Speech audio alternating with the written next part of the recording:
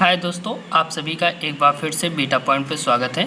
दोस्तों, आज हम आपको पढ़ाने वाले हैं संक्षिप्त शब्द, जिसे हम बोलते हैं शॉर्ट वर्ड। तो दोस्तों, इस पर आधारित महत्वपूर्ण प्रश्न के बारे में हम आपको बताएंगे। साथ ही साथ हम आपको बता दें, इनसे रिलेटेड डिटेल भी बताया जाएगा आपको इसमें। तो चलते हैं पहले प्रश्न की तरफ। पहला प्रश्न इम्पोर्टेंट है दोस्तों। पूछा गया है कि नाबार्ड का पूर्ण रूप बताइए। कब पूछा गया है? एसएससी 2015 में पूछा गया क्वेश्चन है। तो दोस्तों, इसका जो पूर्ण रूप है ना, वो है national bank for agriculture and rural development है। साथ ही साथ दोस्तों, हम आपको बता दें नाबार्ड के बारे में। दोस्तों, नाबार्ड को बोला जाता है हिंदी में राष्ट्रीय कृषि और ग्रामीण विकास बैंक। दोस्तों, इसका मुख्यालय मुंबई में है और ये भारत का एक शीर्ष बैंक है। दोस्तों, बात आई है नाबार्ड की, तो चलती है इसके बारे में आपको हम बताते हैं नाबार्ड के बारे में। दोस्तों, इसकी स्थापना 12 जुलाई 1982 में हुआ है। दोस्तों, नाबार्ड के फुल फॉर्म के बारे में हम आपको बता चुके हैं। साथ ही साथ हम आपको बता दें, इसका जो मुख्यालय है वो मुंबई महाराष्ट्र में है।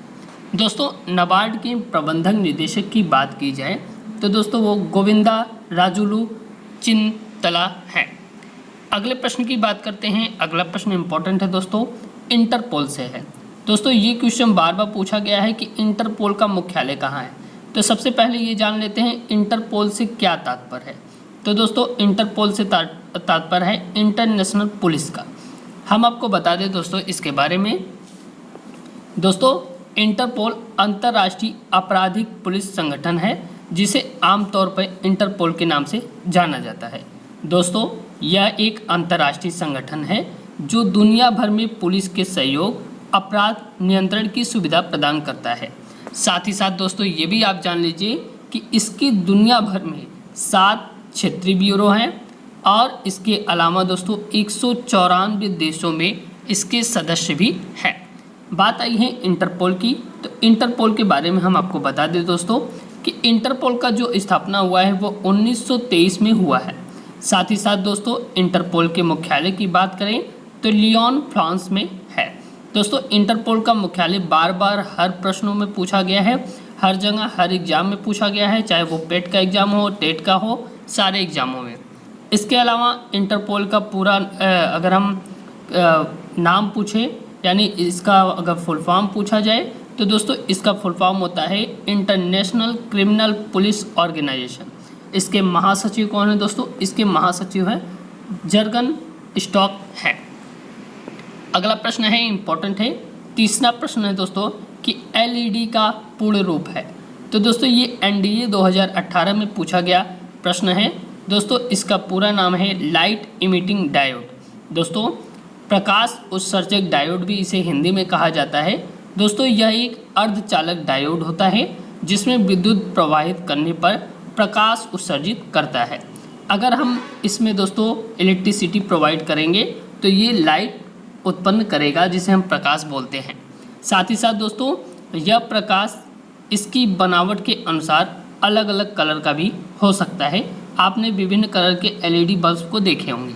साथ ही हम आपको बता दें दोस्तों, एक विद्युत बल्ब लगभग दोस्तों क्या होता है 1000 घंटे तक ही प्रकाश दे सकता है। लेकिन एलईडी बात करें एलईडी की, तो दोस्तों ये 1 लाख घंटे तक प्रकाश दे सकता है। अगले प्रश्न की बात करें, इम्पोर्टेंट है कि दोस्तों शब्द संक्षेप में एसएमएस का अर्थ क्या है। तो दोस्तों, इसको बोलते हैं शॉर्ट मैसेजिंग सर्विस, यानी लघु मैसेज की जो सेवा है उसे हम बोलते हैं एसएमएस। दोस्तों, एसएमएस अधिकांश telephone, internet, mobile device system का एक टेक्स्ट मैसेजिंग का एक सेवा है या घटक भी हम बोल सकते हैं। दोस्तों, यह मानकीकृत संचार प्रोटोकॉल का उपयोग करता है। मानकीकृत का मतलब होता है स्टैंडर्डाइजेशन, जो दोस्तों मोबाइल उपकरणों को लघु पाठ संदेशों यानी छोटे संदेशों का आदान प्रदान करने के लिए हम किसका प्रयोग करते हैं? एसएमएस का उपयोग करते हैं। अगला है इम्पॉर्टेंट है दोस्तों VAT, जिसे हम वैट भी बोलते हैं। दोस्तों, इसका विस्तृत रूप लिखा जाता है तो दोस्तों इसे बोलते हैं वैल्यू एडिड टैक्स। साथ ही हम आपको बता दें, इसे हिंदी में दोस्तों मूल्य वर्धित कर भी कहा जाता है, या अभी हाल ही में दोस्तों जीएसटी का नाम आपने सुना होगा, वस्तु सेवा कर कहा जाता है। दोस्तों वैट को चेंज करके अब जीएसटी कर दिया गया है। साथ ही दोस्तों यह एक उपभोक्ता कर है जिसे हम बोलते हैं कंज्यूमर टैक्स है। दोस्तों ये किसी भी मूल्य पर जो भी एक उत्पाद में जोड़ी जाती है उस पर ही लगाया जाता है। छठा क्वेश्चन है दोस्तों कि सार्स को विस्तृत रूप में लिखा जाता है। तो दोस्तों इसको विस्तृत रूप में सीवियर एक्यूट रेस्पिरेटरी सिंड्रोम लिखा जाता है।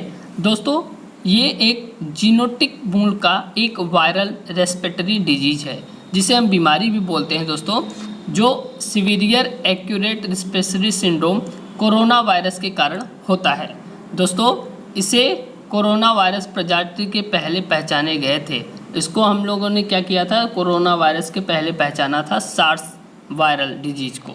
दोस्तों सार्स वायरल डिजीज की बात करें तो इसमें क्या होता है कि सांस में रुकावट आती है, यानी सांस की बीमारी हो जाती है। अगले प्रश्न की बात करते हैं तो दोस्तों इम्पोर्टेंट प्रश्न है कि आरबीआई का विस्तारित रूप है। तो दोस्तों आप सभी जानते हैं आरबीआई को बोलते हैं रिजर्व बैंक ऑफ इंडिया। दोस्तों ये भारत का केंद्रीय बैंक है। कौन सा बैंक है दोस्तों, सेंट्रल बैंक भी बोला जाता है। दोस्तों यह भारत के सभी बैंकों का क्या है, संचालक भी है। साथ ही साथ दोस्तों आरबीआई की बात करें तो रिजर्व बैंक भारत की अर्थव्यवस्था को भी नियंत्रित करता है। दोस्तों बात आई है आरबीआई की, रिजर्व बैंक ऑफ इंडिया की। तो दोस्तों इसकी स्थापना 1 अप्रैल 1935 को हुआ है। दोस्तों अगर हम बात करें मुख्यालय की तो मुंबई महाराष्ट्र में इसका मुख्यालय है और इसके गवर्नर कौन है दोस्तों, शक्तिकांत दास। और कौन से नंबर के गवर्नर है तो दोस्तों ये 25वें नंबर के गवर्नर हैं। अभी हाल ही में बात करें तो दोस्तों माइकल देवव्रत पात्रा जो हैं इन्हें भारतीय रिजर्व बैंक का डिप्टी गवर्नर नियुक्त किया गया है। अगले प्रश्न की बात करते हैं दोस्तों। अगला प्रश्न इंपॉर्टेंट है, 8 नंबर प्रश्न है दोस्तों, इंपॉर्टेंट है कि DOS का पूर्ण रूप क्या है। ये SSC 2011 का क्वेश्चन है। तो दोस्तों इसका पूर्ण रूप है डिस्क ऑपरेटिंग सिस्टम। दोस्तों हम आपको बता दें DOS दोस्तों वास्तव में एक प्रकार का सिस्टम का सॉफ्टवेयर है दोस्तों, जो कंप्यूटर के हार्डवेयर और सॉफ्टवेयर के बीच में इंटरफेस का काम करता है। एक बात और हम आपको बता दें दोस्तों, ये एक सिंगल यूजर ऑपरेटिंग सिस्टम है जो माइक्रो कंज्यूमर में उपयोग किया जाता है। साथ ही साथ DOS का पूरा नाम हम आपको बता चुके हैं, डिस्क ऑपरेटिंग सिस्टम होता है दोस्तों, क्योंकि इस ऑपरेटिंग सिस्टम में ज़्यादातर कमांड डिस्क से संबंधित होता है। अगला प्रश्न है इम्पोर्टेंट है कि निम्नलिखित में से ATP का कौन पूर्ण विस्तार सही है। तो दोस्तों ATP का कौन सा पूर्ण विस्तार है जो सही है। तो दोस्तों ऑप्शन नंबर A सही है, जिसे हम बोलते हैं एडिनोसिन ट्राइफॉस्फेट है। दोस्तों एडिनोसिन ट्राइफॉस्फेट एक कार्बनिक यौगिक है। साथ ही साथ हमको बता दें कि ATP एक जटिल कार्बनिक रसायन है जो जीवित कोशिकाओं में कई प्रक्रियाओं के संचालन या चलाने में ऊर्जा प्रदान करता है। जैसे तंत्र का आवेग का प्रसार की बात की जाए, उसमें भी उन प्रक्रियाओं को चलाने में ऊर्जा प्रदान करता है कौन, एडिनोसिन ट्राइफॉस्फेट। साथ ही साथ दोस्तों मांसपेशियों में जो संकुचन होता है ना, उसके भी प्रक्रियाओं के संचालन में ऊर्जा प्रदान करने के लिए इसका उपयोग किया जाता है। दोस्तों लास्ट प्रश्न है कि DVD क्या है। 2013 में पूछा गया है SSC में और RRB NTPC 2016 में ये क्वेश्चन पूछा गया है। तो दोस्तों इसका पूर्ण रूप है डिजिटल वर्सटाइल डिस्क बोला जाता है। दोस्तों इसे डिजिटल वीडियो डिस्क के रूप में भी जाना जाता है। साथ ही दोस्तों हम आपको बता दें एक optical disk storage media format है कौन, DVD। दोस्तों इसे 1995 में सोनी, पैनासोनिक, सैमसंग के द्वारा विकसित या आविष्कार किया गया था। दोस्तों हम आपको बता दें इसका मुख्य उपयोग वीडियो और डेटा का भंडारण करना है। दोस्तों DVD का आकार जो है ना वो किसके समान होता है, कॉम्पैक्ट डिस्क के समान होता है, लेकिन ये 6 गुना ज़्यादा भंडारण कर सकता है स्टोरेज का।